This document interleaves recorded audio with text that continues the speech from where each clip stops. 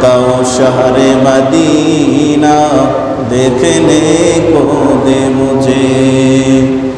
ओ मकामाते मुबारक की ज़ियारत हो नसीब,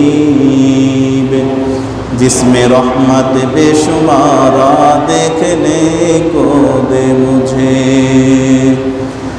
ऐ खुदा सैराब कर दे आबे ज़मज़म से मुझे, इस्तिलाह में हजरे अस्वद से मुशर्रत कर मुझे। गुंबुदे खदरा दिखा दो रोज़ाए अतहर मुझे, दरमियाने कब्र मिंबर गिरगिराने दे मुझे। दरमियाने कब्र मिंबर गिरगिराने दे मुझे। बलगल उला बिकमालिही कशफत दुजा बिजमालिही, हसनत जमीउ खिसालिही, सल्लु अलैहि व आलिहि। আল্লাহ জাল্লা শানুহু মানাওয়ার দরবারে অগণিত অসংখ্য শুকরিয়া প্রশংসা, যে মহান রব্বুল ইজ্জত আমাদেরকে ভালোবেসে আদর করে একটি সপ্তাহ অতিক্রম করে সুস্থ শরীরে হাজার হাজার মানুষের মধ্য হতে যাচাই বাছাই করে আল্লাহ তাআলার পছন্দনীয় স্থান মসজিদে আসা বসার, দিনে কিছু কথা বলা এবং শোনার তৌফিক নসিব করলেন। এই জন্য সেই মনিবের দরবারে সকলে হৃদয় উজাড় করে সকলে উচ্চ কণ্ঠে সকলে বলি আলহামদুলিল্লাহ। সম্মানিত সুধী, আরবি যে মাস আমাদের সামনে চলতেছে এই মাসের নাম হলো শাওয়াল। মুসলমানদের একটি বড় ইবাদত, মহান ইবাদত রমজান অতিক্রম হয়ে গেছে, অতিবাহিত হয়ে গেছে। এখন মুসলমানদের সামনে ধারাবাহিক আবার বড় আমল, হজের আমল এবং কোরবানির আমল মুসলমানদের সামনে আসতেছে। এখন মুসলমানদের সামনে যে আমলটি চলতেছে, আমলের সিজন যেটা এখন শুরু হয়ে গেছে, সেই আমল হলো হজ্জে বাইতুল্লাহর আমল। হজ্জের প্রস্তুতি এখন থেকে শুরু হয়ে গেছে। শাওয়াল মাসকেও হজের মাস বলা হয়। হজের মৌসুম শুরু হয়ে গেছে। এখন অনেকেই বলতে পারে হজ এটা তো জিলহজ মাসের 8 তারিখ থেকে শুরু হয়। হজের কার্যক্রম শুরু হয় জিলহজ মাসের 8 তারিখ থেকে 12 তারিখ পর্যন্ত 5 দিন। এখন আবার এটা হজের মৌসুম কেমনে হলো? এর জবাব আল্লাহ তাআলা কোরআনেই দিতেছেন। আল্লাহ তাআলা বলেন আল হাজ্জু আশহুরুম মা'লুমাত, হজের জন্য প্রসিদ্ধ কয়েকটি মাস রয়েছে। এই কয়েকটি মাসকেই হজের মাস বলা হয়। নবীজির সাহাবী হযরত আব্দুল্লাহ ইবনে ওমর রাদিয়াল্লাহু তাআলা আনহু এই আয়াতের ব্যাখ্যায় বলেন যে আল্লাহ তাআলা যে বললেন হজের জন্য প্রসিদ্ধ কয়েকটি মাস রয়েছে, এই হজের মাস কি কি তিনি বলেন শাওয়াল, জিলকদ আর জিলহজের প্রথম 10 দিন। এই 3 মাস হলো হজের মাস, শাওয়াল, জিলকদ আর জিলহজ। এই কারণে শাওয়াল মাসটাকেও হজের মাস বলা হয়, হজের মৌসুম বলা হয়। কেউ যদি শাওয়াল মাসে হজের উদ্দেশ্যে এহরাম বাঁধে, কোনো কারণে যদি এহরাম ভেঙে না ফেলে, তাহলে এই এহরাম দিয়েই সে কি হজ আদায় করতে পারবে। এই কারণে শাওয়াল মাস থেকে এহরাম বাঁধলে এই এহরাম দিয়ে কি হবে? হজ হবে। এই কারণেই শাওয়াল মাসকেও হজের মাস বলা হয়। শাওয়াল মাস থেকে হজের মৌসুম শুরু হয়। হজ ইসলামের একটি মূল স্তম্ভর ভিতরে হইতে একটি স্তম্ভ। ইসলামের 5টি রোকন আছে, 5টি স্তম্ভ আছে। এই 5টির মধ্যে হতে হজ অন্যতম একটি স্তম্ভ, অন্যতম একটি রোকন। নবীজির সাহাবী আব্দুল্লাহ ইবনে ওমর রাদিয়াল্লাহু তাআলা আনহু বলেন বুনিয়াল ইসলামু আলা খামসিন শাহাদাতি আল্লা ইলাহা ইল্লাল্লাহ ওয়া আন্না মুহাম্মাদার রাসূলুল্লাহ ওয়া ইকামিস সালাতি ওয়া ইতাইজ যাকাতি ওয়াল হজ্জি ওয়া সাওমি রমাযান। আল্লাহর নবীর সাহাবী হযরতে আব্দুল্লাহ ইবনে ওমর বলেন, এই ইসলাম ধর্মের ভিত্তি হলো 5টি বিষয়ের উপর। 1 নম্বর হলো এই কথার সাক্ষ্য দেওয়া আল্লাহ ছাড়া কোনো মাবুদ নাই এবং হযরতে মুহাম্মাদুর রাসূলুল্লাহ সাল্লাল্লাহু আলাইহি ওয়াসাল্লাম তার বান্দা এবং রাসূল। 1 নম্বর এই কথার সাক্ষ্য দেওয়া। 2 নম্বরে ওয়া ইকামিস সালাত, নামাজ কায়েম করা। 3 নম্বর ওয়া ইতাইজ যাকাত, যাকাত প্রদান করা। 4 নম্বর ওয়াল হজ, হজ পালন করা। 5 নম্বরে ওয়া সাওমি রমাযান, রমজান মাসে রোজা রাখা। তাহলে হজ ইসলামের যে মূল স্তম্ভ আছে, রোকন আছে, এর ভিতর হতে একটা স্তম্ভ। এই হজ মুসলমানদের জন্য ফরজ। মুসলমানদের উপরে আল্লাহ তাআলা অবধারিত করে দিয়েছেন এই হজ। নামাজ যেমন ফরজ, হজও তেমন ফরজ। নামাজ যেমন জরুরি, হজ আল্লাহর ঘরের হজ পালন করা এটাও জরুরি। বরং ক্ষেত্র বিশেষে নামাজের থেকেও হজের গুরুত্ব বেশি। কেমনে? কোনো কারণবশত যদি কারো নামাজ কাজা হয়ে যায়, অক্তমতো নামাজ পড়তে না পারে কোনো কারণবশত, সেই লোকটা পরবর্তীতে যে কোনো সময় নামাজকে কাজা করে দিতে পারে। যে কোনো সময় নামাজ কাজা করার সুযোগ তার আছে। কিন্তু হজ যদি কারো ফরজ হওয়ার পরে হজ সময় মতো না করে, তাহলে তো আর মাঝখানে কোনো কাজা করার সুযোগ তার নাই। পরবর্তীতে 1টি বছর তার বসে থাকতে হবে, আবার হজের মৌসুম কবে আসবে হজ পালন করবে। এই মাঝখানে কেউ কাজা করতে চাইলেও হজ কাজা করতে পারবে না, পালন করতে পারবে না। অথচ 1টি বছর দেখা গেল তার সেই পর্যন্ত হায়াতই আর পাইল না, সে পরবর্তী বছর হায়াত পাইল না, হজ না করা অবস্থায় সে কবরে চলে গেল। এই কারণে আল্লাহর নবী বলেন, হজ ফরজ হয়ে গেলে তোমরা আর বসে থাকবা না। তাআজ্জালু ইলাল হজ ফাইন্না আহাদাকুম লা ইয়াদরি মা ইয়ারিজু লাহ। হে আমার উম্মতেরা, যখন হজ ফরজ হয়ে যায় সাথে সাথে তাড়াতাড়ি হজ করে ফেলো, কেননা তোমাদের মধ্যে কারো জানা নাই পরবর্তীতে কোন অবস্থার সম্মুখীন সে হয়ে যাবে। হয়তো সামনে বছর আপনি হজ আর আপনার নসিবে হবে না, এরকমও হতে পারে।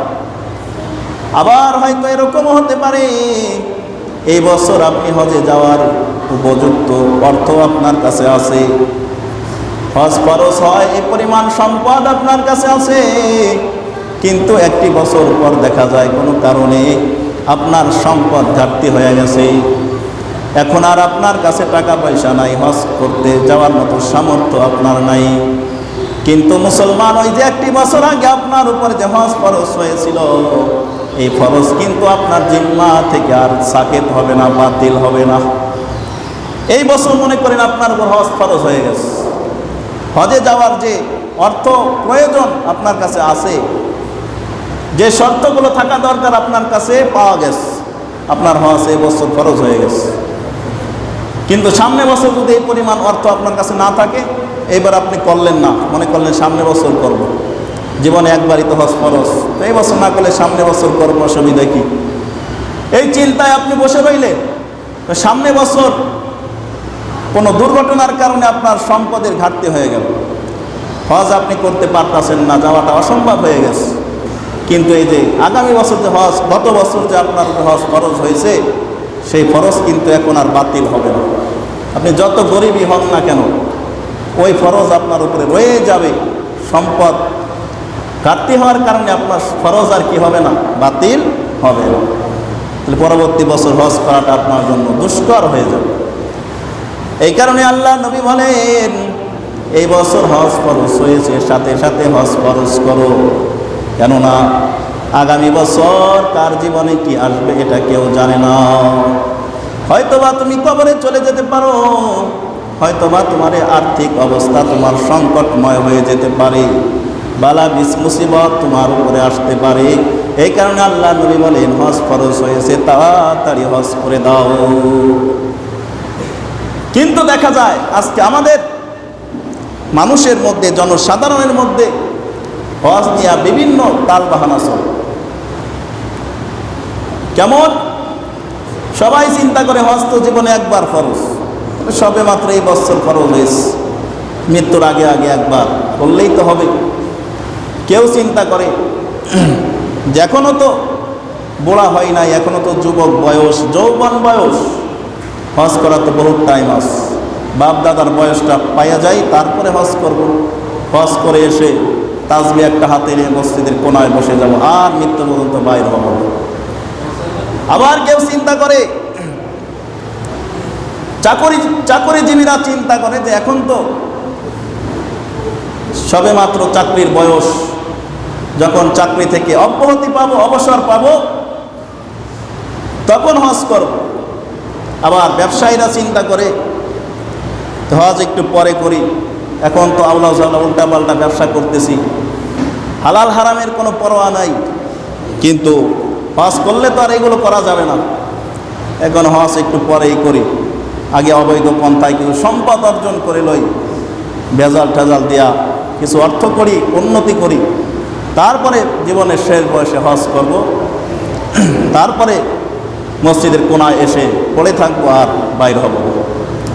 আবার কেউ বা চিন্তা করে এখনও ছেলে মেয়ে বিবাহ করাই নাই, মেয়ে বিবাহ দেয় নাই, এখন বিবাহ শাদীর কাজটা শেষ করি, তারপরে হজ আদায় করব। বিভিন্ন তালবাহানা দিয়া মানুষ হজকে এরকম পিছে টানতে থাকে। দেখা যায় কারো নসিব হয়, আবার কারো নসিব হয়ও না, এর আগেই আল্লাহ তাআলা তাকে সাড়া দিয়ে তার কবরে যেতে হয়। এই কারণে মুসলমান, হজের ব্যাপারে কোনো তালবাহানা চলবে না। কোনো ব্যক্তি যদি হজ না করে মারা যায়, আল্লাহর নবী বলেন, যে ব্যক্তি হজ ফরজ হওয়ার পরেও হজ না করে মারা গেল, নবীজি বলেন, ফালা আলাইহি আয়ামুতা ইয়াহুদিয়া ওয়ালা নাসরানিয়া। কোনো ব্যক্তি মক্কা পর্যন্ত পৌঁছানোর সামর্থ্যবান, তারপরেও যে ব্যক্তিটা হজ করলো না, হজ না করেই মারা গেল, কবরে চলে গেল, নবীজি বললেন, ফালা আলাইহি আইয়ামুতা ইয়াহুদিয়া ওয়ালা নাসরানিয়া। এই ব্যক্তিটা ইহুদি হয়ে মরুক বা খ্রিস্টান হয়ে মরুক, এটা কোনো বড় বিষয় নয়, আশ্চর্যের বিষয় নয়। কত বড় কথা! অথচ নবীজি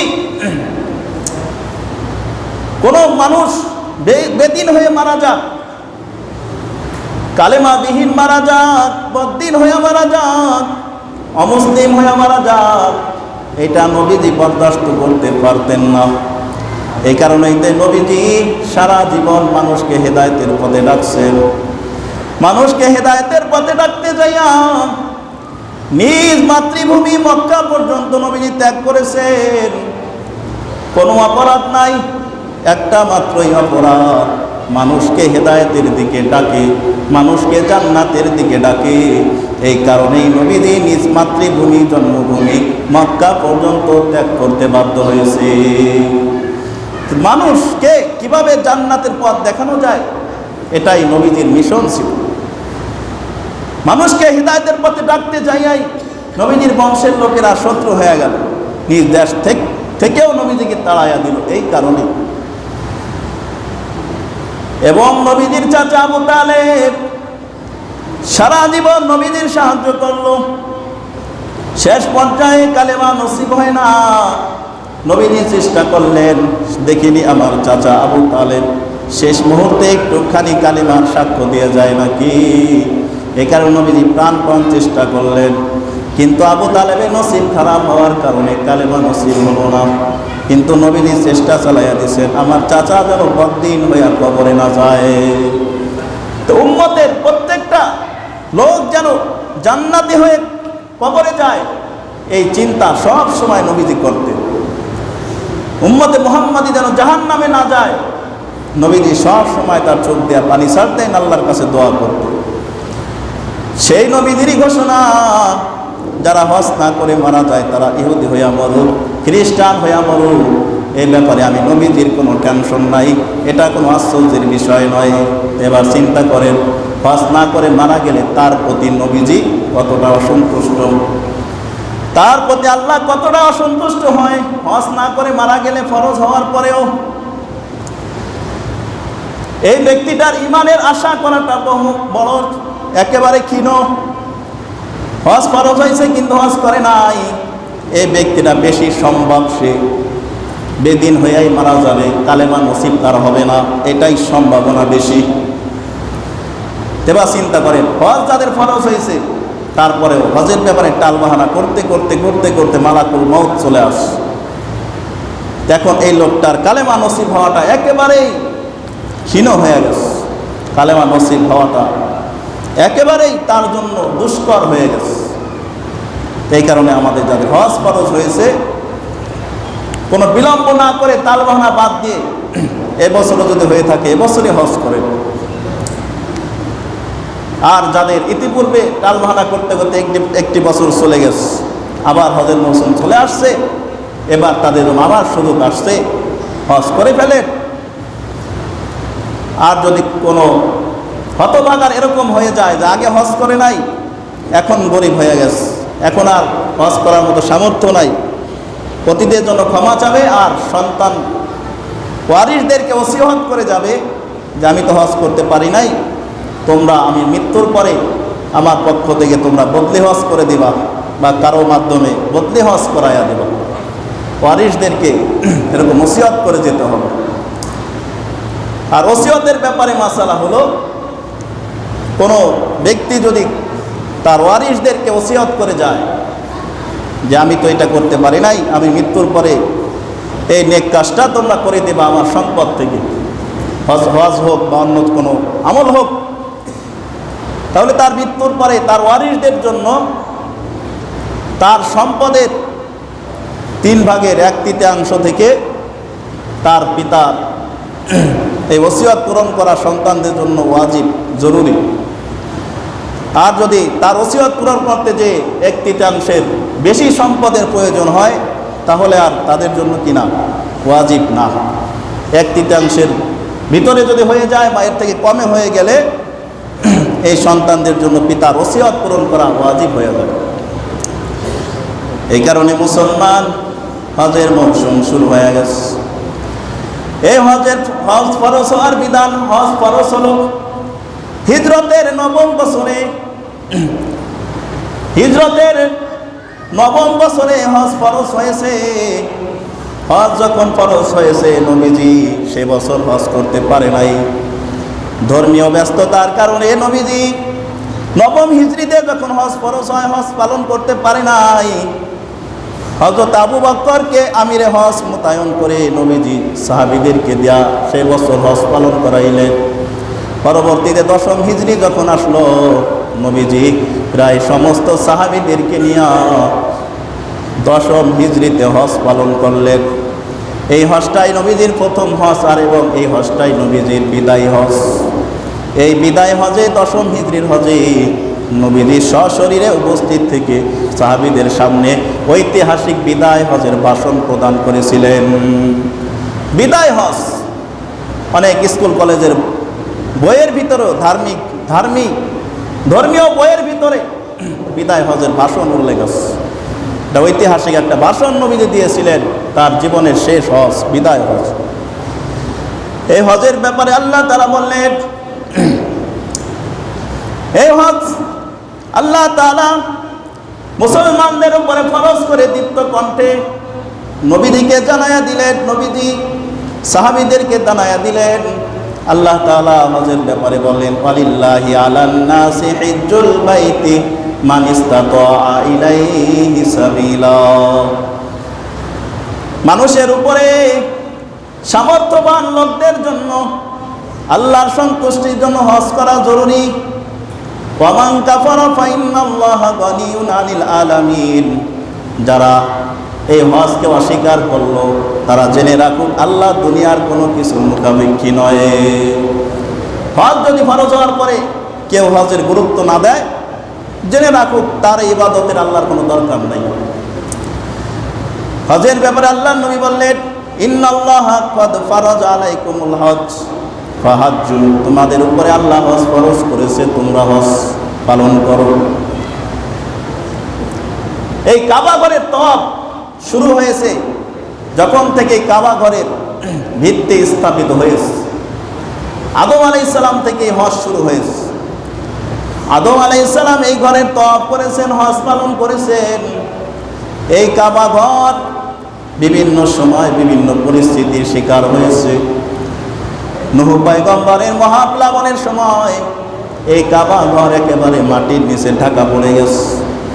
পরবর্তীতে ইব্রাহিম আলাইহিস সালামের জামানায় আল্লাহ তাআলা ইব্রাহিম পয়গম্বরকে জানায়া দিলেন, ইব্রাহিম আমার ঘর নির্মাণ করো এবং এই ঘরের হজের ব্যাপারে মানুষদেরকে তুমি জানায়া দাও।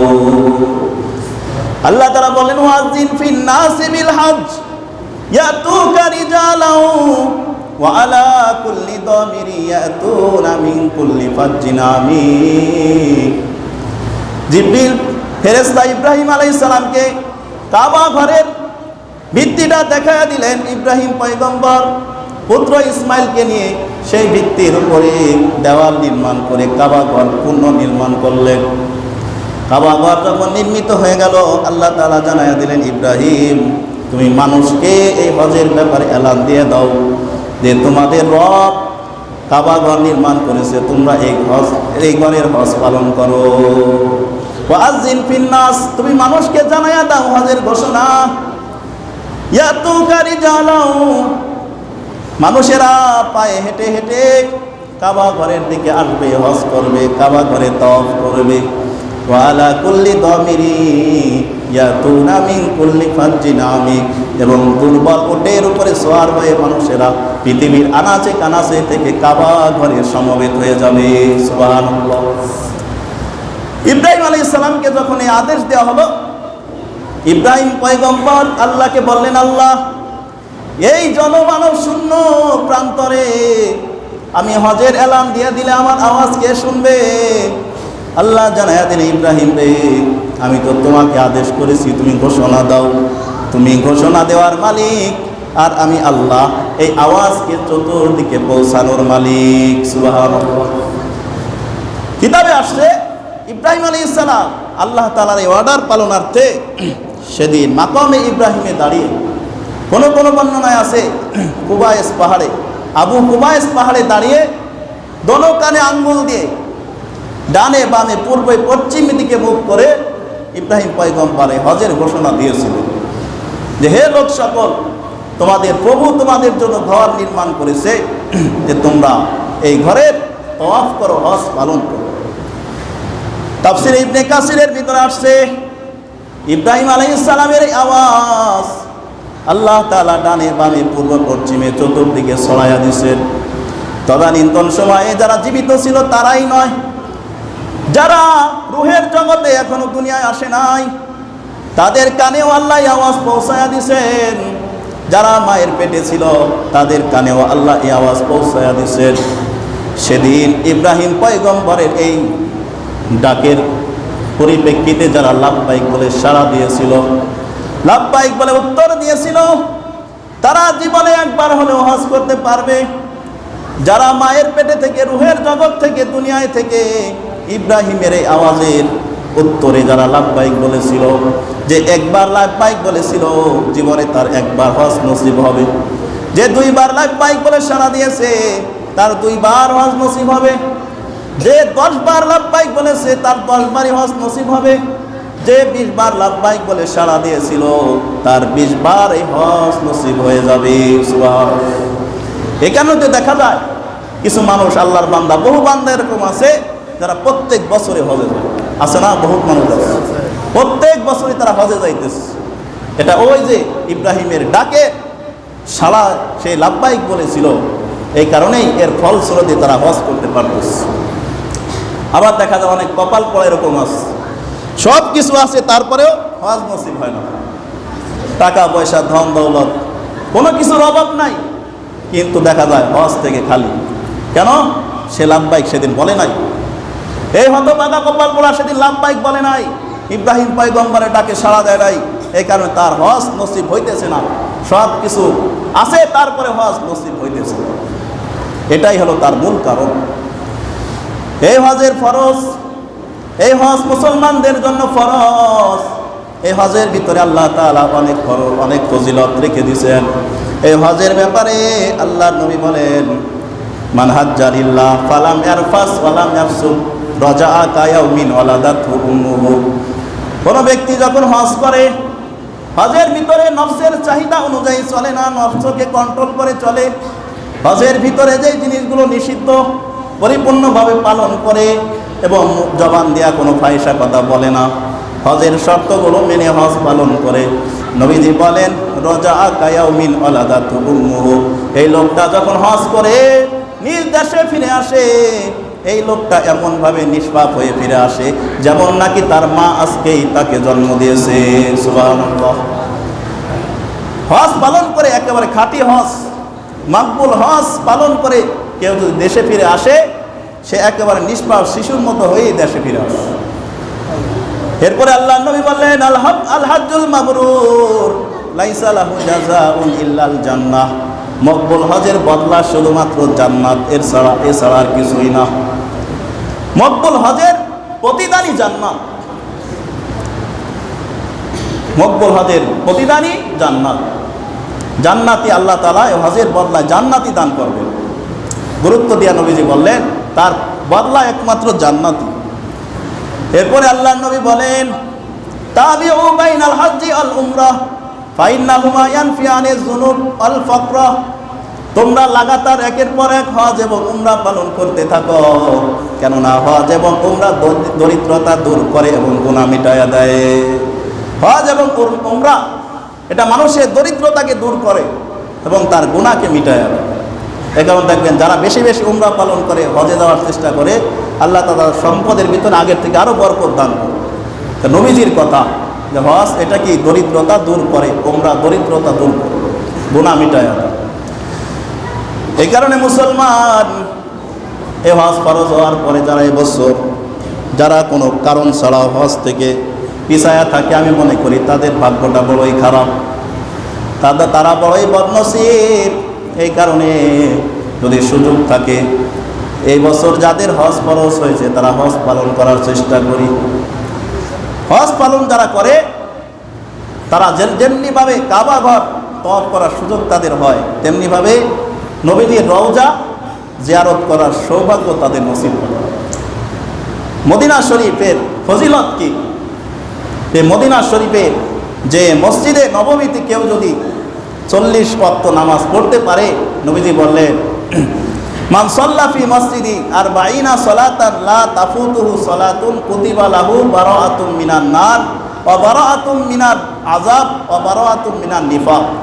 কেউ যদি মসজিদে নববীতে 40 ওয়াক্ত নামাজ এমনিভাবে পড়ে যে মাঝখানে ওয়াক্ত নামাজও বাদ যায় না, 40 ওয়াক্ত নামাজ পড়ে, নবীজি বললেন তার জন্য জাহান্নাম থেকে মুক্তি লেখা হয়, আযাব থেকে মুক্তি লেখা হয়, মুনাফিকির দপ্তর থেকে তো নাম কাটা যায়। এরপরে আরেকটা গুরুত্বপূর্ণ বিষয় হলো মদিনায় নবীজির রওজা জিয়ারত করা। নবীজি বললেন, মান হাজ্জা ফাযারা কবরি বাদা মাউতি কানা কামান যারানি ফি হায়াতি।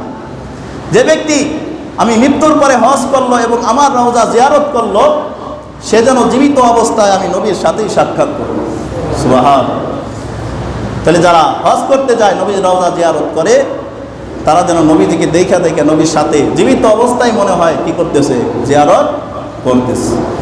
এই কারণে আমরা যদি ফজিলতগুলো পেতে চাই, এই কারণে যাদের উপরে হজ ফরজ হয়েছে, সামর্থ্যবান যারা রয়েছি, তারা বিলম্ব না করে অতি